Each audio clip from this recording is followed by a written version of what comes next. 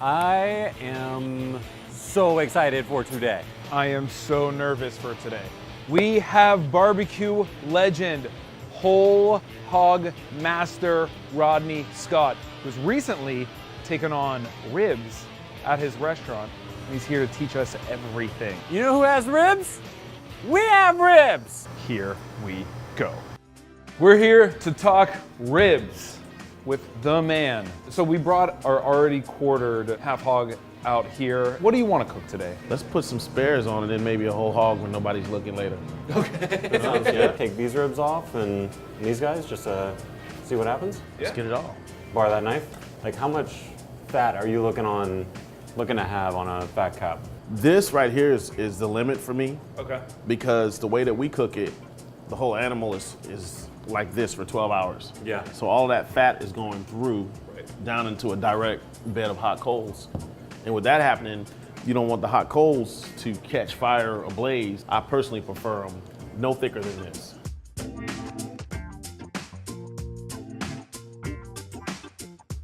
Spare ribs off the belly, ribs off the loin. Country style ribs off the picnic. I mean, since we have 3 different cuts, is there an approach that you're thinking because there's different thickness, different fat content? Same approach for me all the time. Be careful, pay attention, start slow. Because you can always add to it, but you can't really take away all the time. Right now, you're not thinking about this being delayed. You want to eat this. Yeah. So we're going to make sure that we be careful on how we season it and how hot our pit is. I've screwed up some ribs before starting too hot. And you couldn't rip them apart. They were so tough. Just before I put them on the fire, I sprinkle my rub on them. We use a basic rub with some other stuff added to it. What's in that rub? We got some paprika. And then we got some paprika. And then we put a little bit more paprika in there. So paprika. I personally like to just a little sprinkle over them. Yeah, that's not overly aggressive. Like, what do you kind of imagine it? You rub it and you bite into it, it's salty. When you just sprinkle it on there and give it a chance to cook through, it's usually a better flavor. Another thing I don't like to do is pre-rub my ribs too far ahead, because if you start to rub them and you stack them, they start massaging the ingredients all in there, and then you get that saltiness that you don't want. This is the way Rodney Scott seasons his ribs, with paprika. With only paprika? Only paprika. I was only using 2 types of paprika. Yeah. You got to use at least 3 types of paprika. All right. Y'all may as well say he's full of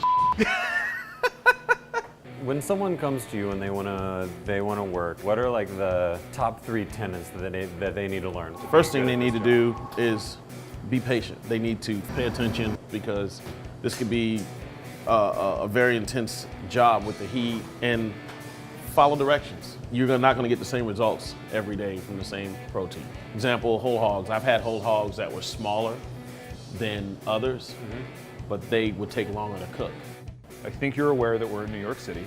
We don't have a live fire pit. We do have a smoker, but I feel like we're showing up to a dinner party right now and like giving you a microwave to cook with. You don't use any electric smokers, but what do you think about them? I've never used an electric smoker. Really? Whoa. Other than on the road a couple places, but And that's it. they still produce great products. It's a pretty nice smoking microwave. You put it, We'll set make it it, work. forget it. We'll make it work.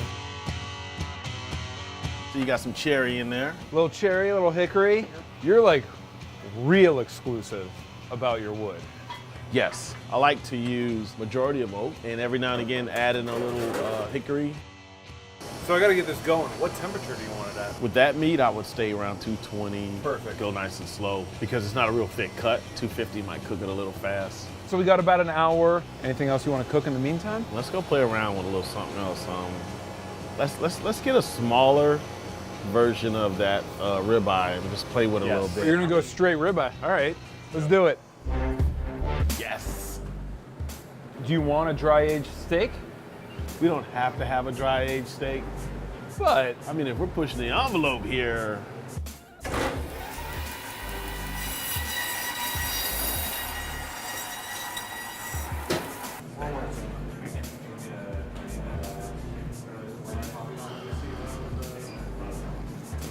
It's gonna be good. I see some flavor right in that bone. Look at all of that. A little bit of sauce. With this, we can rub because we wanted to go in. so we already talked about this paprika rub. Is this paprika sauce? We got some cayenne in there, black pepper, and then we had a couple other things that we put in there. It's not paprika.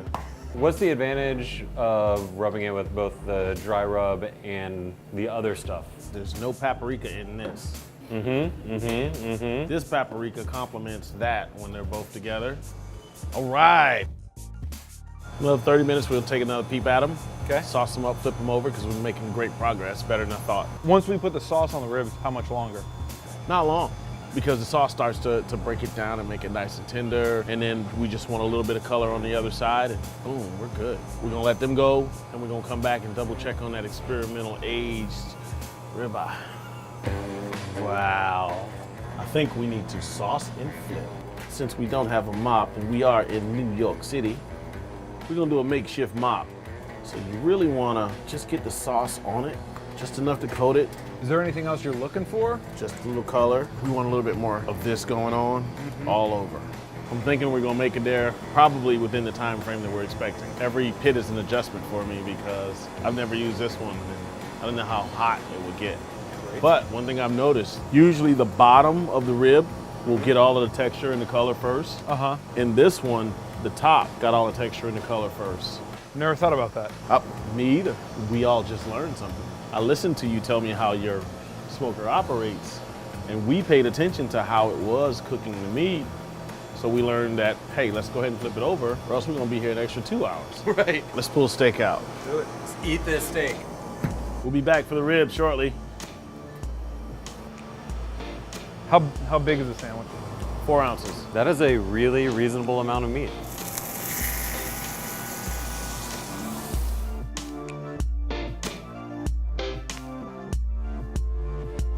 Cheers. Cheers. Those are like a perfect summer sandwich. I was skeptical of smoking the dry aged ribeye, but this is fantastic. Still taste the paprika. That meat's pretty good. I might have to step up at home. Perfect to mousse.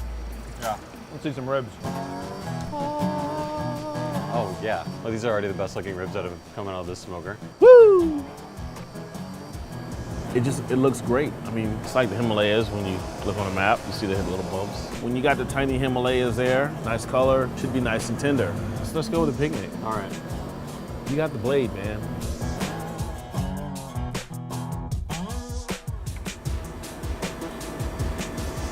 Oh my God. Well, that is a really, really good rib. What do you think of the texture? That's what I want. A little more fatty, which gives us a little more natural juices flowing through it. It's like I'm eating a straight up pork chop. There's so much meat on it.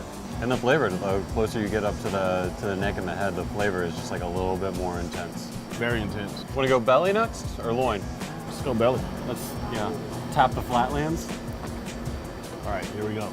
Belly. Wow. The belly really showed up, I mean, a lot thinner, so you get a lot more spice. but not too much spice. What do you think? Exactly. I feel like whenever I've done ribs, I've been like actually rubbing them in, but like watching you today, just If we rubbed it in, this would have been more intense. Shall we move on? The loin. I like a little tug in my rib. Yeah. And because I like that tug, that loin area is where you're gonna get just that little bite, like you said, the pork chop bite. Right. You wanna enjoy the rib without biting into it and the whole thing slides off the bone. Yeah. That's great and everything, but me personally, I prefer a little tug. want to earn it. Yeah. This is like neck and neck for the picnic for me. This is really, I really good. might actually like this better. Just a little tug. I don't like my rib meat falling off the bone. I like to serve my food the way that I enjoy it myself. And that's with that tug. Because in order for it to fall off the bone, you just have to cook it and cook it, cook it. Do you feel like that's kind of like a rookie move? Like, just cook the hell out of it? Not necessarily a rookie move, but just something I've never been a real fan of. So what do you think? Cooking in the city? This is definitely doable. You're happy with the taste? I'm still eating. All right, good. You went over like the 3 things you need to have like ingrained in you when you work at Rodney Scott Barbecue. You feel like that holds true no matter where you are? No matter where you are, be patient, pay attention, follow the rules. Rodney, I would love to shake your hand, but that would be very disgusting right now. Yeah, we're a little greasy. Thank you so much for doing this with us. Thank y'all. Thanks for having me, man. Such an honor. Thank you. Thank Cheers. you. We just learned how to use an electric smoker. And for more about electronics from our friends at Verge, Click here. If I walk just a few blocks from this office, I can find a robot that will make me a latte, serve me a quinoa bowl, and now there's one that will make me a custom made to order